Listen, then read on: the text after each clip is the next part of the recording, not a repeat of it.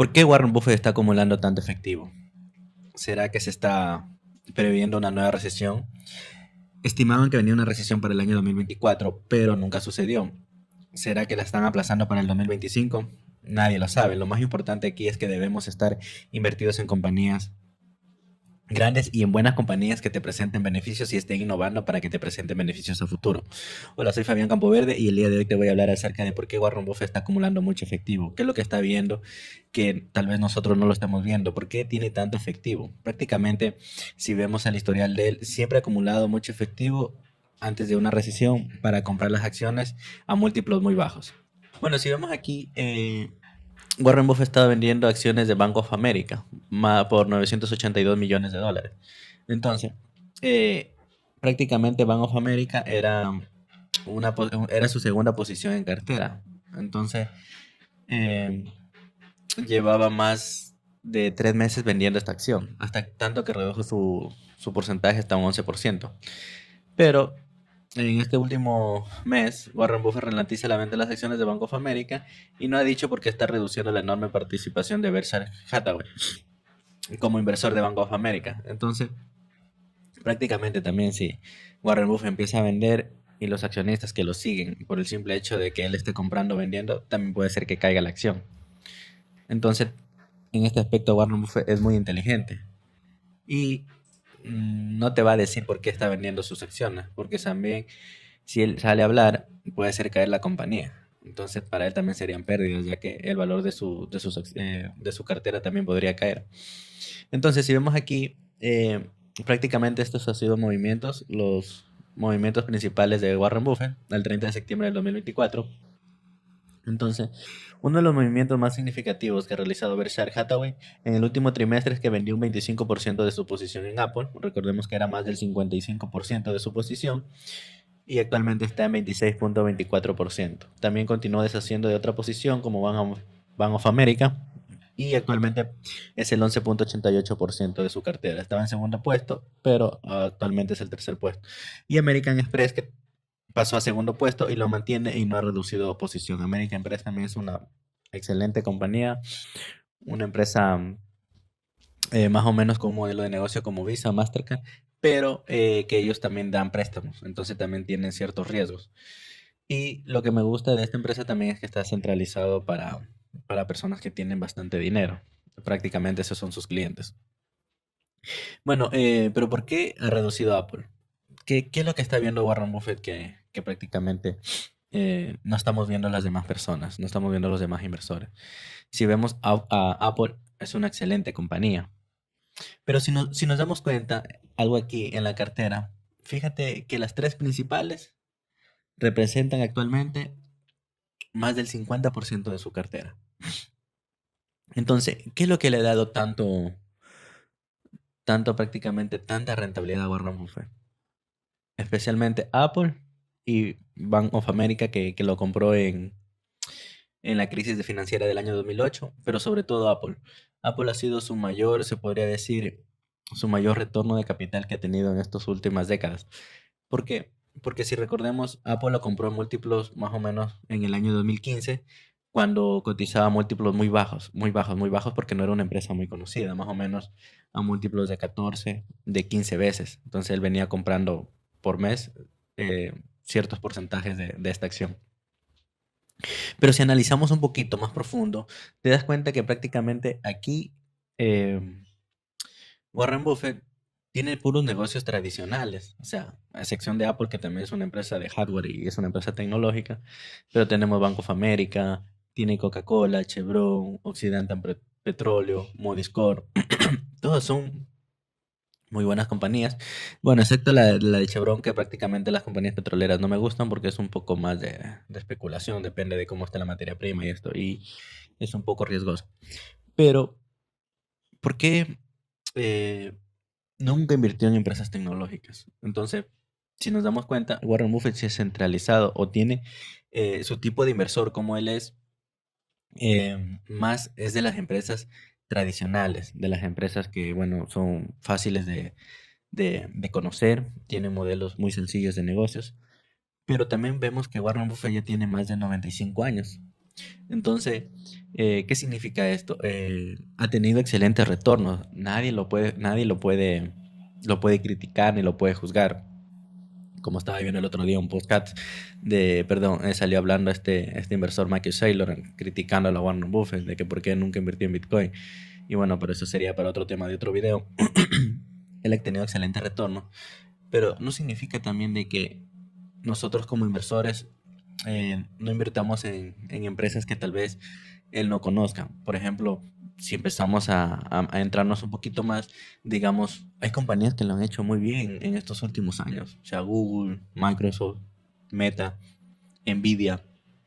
Son compañías que, si tú te fijas, han tenido retornos del 30, del 25, del 26% anualizado. O sea, si solo hubieras tenido una de estas empresas en tu cartera hace 10 años, actualmente tu cartera hubiera volado. O sea, tuvieras una excelente rentabilidad, hubieras multiplicado por 5, por 6, por 7, por 8 veces tu portafolio. Entonces, este también es un punto muy importante de recalcar. Bueno, según Warren Buffett, dijo él que más vendía Apple por un tema fiscal. Obviamente, vuelvo y repito, él no te va a decir el motivo por qué lo hacía, porque también puede hacer caer las acciones. Pero el punto que yo veo es que, como si ves en este gráfico, como te lo explicaba, él más o menos empezó aquí a abrir su posición en Apple, más o menos entre el año 2015 por el mes de agosto, si no mal recuerdo. Empezó por aquí a empezar a comprar Apple, a tener un buen porcentaje de su cartera, que era más del 55%. Entonces, si te das cuenta aquí, Apple cotizaba 15 veces, menos de 15 veces. Entonces, después, en base a la ampliación de beneficios y a la demanda que tuvo Apple por haber comprado Warren Buffett, todo el mundo quería comprar esta acción también, empezó que se empezó a ampliar su múltiplo de beneficio. Entonces, actualmente, si te das cuenta, Apple está más de 30 veces. Está ahorita en 35, 38 veces. Entonces, yo veo el punto que él dice, bueno, para mí esta empresa está muy cara, pero él más o menos la empezó a vender a 30 veces PER. Entonces dice, está muy cara, entonces yo empiezo a reducir posición. Ese es un punto en el que yo más o menos analizo de por qué él vendió Apple. Si vemos aquí en este gráfico, en el año 2024, vemos que tiene 325 mil millones de dólares en efectivo, prácticamente. Obviamente aquí, bueno, aquí está cotizando el efectivo y las inversiones a corto plazo, que prácticamente tiene invertido en bonos de Estados Unidos, más de 288 mil millones de dólares y 37 mil de dólares en efectivo. Pero son inversiones a corto plazo porque son menores de un año, entonces prácticamente se los registra como efectivo o equivalentes de efectivo. Bueno, si nos preguntamos, ¿realmente el mercado está caro? ¿Por qué Warren Buffett tiene tanto efectivo? Si empezamos a analizar un poco más, vemos en este gráfico sacado desde Yardeni, si lo quieren analizar ustedes, vemos que el S&P 500, las compañías más grandes, o sea, las 500 empresas más grandes de Estados Unidos, que es el S&P 500, está actualmente a 22 veces beneficios. Cuando prácticamente, si vemos en los últimos 15 o 20 años, tenía un múltiplo medio de 16 a 17 veces. Entonces esto también provoca de que el mercado esté caro, pero realmente está caro, eso habríamos que preguntar. Ahora sí, si vemos un poco más el SP 400, el SP 600, que son las mid y las small caps, vemos que están cotizando a múltiplos más bajos, más o menos a 16 veces. Sigamos. Ahora, este es el indicador Warren Buffett. Ya, ¿qué nos quiere decir este indicador? Prácticamente aquí te pongo una pequeña descripción. Dice, coge las 5.000 empresas más grandes de Estados Unidos y divides para el PIB de los Estados Unidos. Entonces, cuando el valor de las empresas tienen un valor muy superior, es cuando la bolsa está cara. Entonces, ¿qué nos quiere decir? Que las 5.000 empresas más grandes, o sea, en este caso, los beneficios de las 5.000 empresas más grandes de los Estados Unidos deben ser igual al PIB que produce los Estados Unidos. Es más o menos un 100%, si ves aquí. Ay, perdón que todavía ando con malestar. Entonces, más o menos vemos aquí un 100%, que debería ser prácticamente como que una estandarización. O sea, me estás produciendo lo mismo que prácticamente me está produciendo el PIB de los Estados Unidos. Entonces, Si vemos aquí en el año 2000, aquí vemos que hubo ya una sobrevaloración, que fue más o menos la burbuja de los .com. Si te das cuenta, en este punto llegó al 200%, justo en el mismo punto que estamos actualmente. Actualmente, en este año 2024, haciendo este video, vemos que también está un 200%, es decir, el doble. Entonces, eso también puede ser una señal de que Warren Buffett también esté deshaciéndose de estas empresas, que dice, bueno, para mí el mercado está demasiado caro, actualmente los beneficios de las compañías o la valoración de estas empresas son muy altas, a un promedio que prácticamente se viene escalando. Entonces esto hace que también muchas personas también te digan, pero mira, este es el punto de que no deberías estar invirtiendo, no deberías invertir, porque realmente el mercado está muy caro. Yo te pregunto, ¿cuándo ha estado barato o cuándo ha estado caro el mercado? O sea, esto es muy difícil para un inversor, digamos, seguir en estos procesos. ¿Por qué? Porque la gente siempre te va a llenar de noticias, te va a decir, mira, ¿sabes qué? El mercado está caro, el mercado está barato, no compres. En el 2023, todo el mundo te decía, no, va a venir una recesión, va a venir una recesión, no compres, no compres. Yo estoy haciendo posiciones, estoy vendiendo mis acciones para cuando caigan comprar. ¿Qué pasó? Nunca cayó el mercado. Y ahorita estamos en máximos históricos. Incluso ayer hizo cuatro compañías de las siete magníficas, hicieron máximos históricos, que fue Tesla, Meta, Apple y la otra no recuerdo, y Amazon. Hicieron máximos históricos. El S&P pasó el ETF del Standard Poor's 500 pasó los $600. Entonces, imagínate si tú, por el simple hecho de invertir, por seguir prácticamente las noticias o por seguir una economía de que se iba a haber una recesión o iba a caer, dejaste de invertir, ¿cuánto dinero estuvieras perdiendo o hubieras perdido? Entonces, aquí nosotros como inversores no debemos invertir en economías, debemos invertir en excelentes empresas. ¿Cómo inviertes en excelentes empresas? Siempre y cuando tú las analices y miras el historial. ¿Cómo lo han hecho en la crisis del 2008, en la crisis del 2020, en la crisis del 2018? ¿Cómo lo han hecho esas compañías? ¿Cuánto cayeron sus beneficios? ¿Cuántos cayeron sus ingresos? Eso debemos fijarnos, eso debemos ver realmente. Porque si empiezas a invertir en base a una economía de un país, es muy difícil. Es muy difícil detectar eso porque es imprescindible. O sea, de aquí a mañana te sacan una nueva regularización, te sacan nuevos impuestos, o de aquí a mañana subió los aranceles, las materias primas cayeron, entre otras cosas. Entonces, tú lo que debes ver de estos factores, ¿qué realmente me puede afectar a mí como inversor a las empresas que yo tengo? Sigamos, el mercado conjunto y los analistas y los expertos están estimando que exista una recesión para el próximo año, está entre un 34 y un 35%, como vemos aquí en el gráfico. A excepción de Goldman Sachs, que él prevé que puede haber una recesión, estima un 15%. Entonces es importante recalcar que no somos inversores de macroeconomía, sino inversores de excelentes compañías que van a hacerlo muy bien a futuro, que fue lo que acabé de explicar. Pero bueno, podemos encontrar buenas empresas actualmente.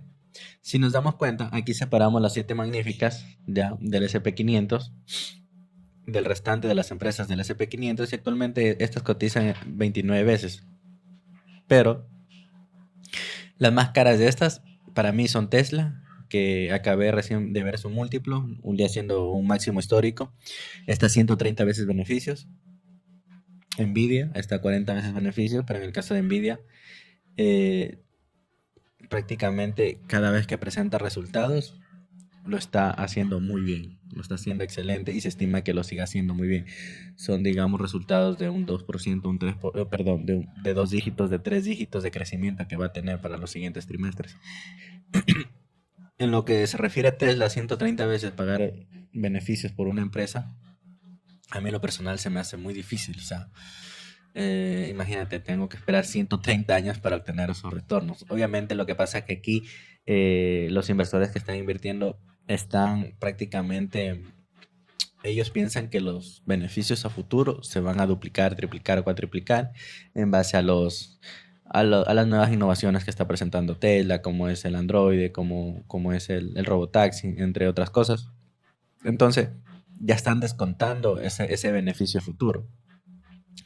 Pero bueno, habría que igual seguir de cerca la compañía para ver cómo lo hace. Yo actualmente ya llegué muy tarde, entonces tampoco me gustaba Tesla, más por el CEO de Elon Musk.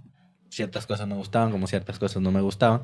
Bueno, en sí nunca invertí en la compañía, ya, pero actualmente no lo haría porque ya se me haría demasiado pagar 130 veces beneficios. Y el restante de las otras empresas está a 21 veces. Entonces, vemos también aquí que hay compañías, sí hay compañías actualmente que lo pueden hacer bien. Todo está, digamos, de analizarlas, pero también sería un buen punto, digamos, me encanta el mercado europeo, está muy golpeado. Hay buenas empresas.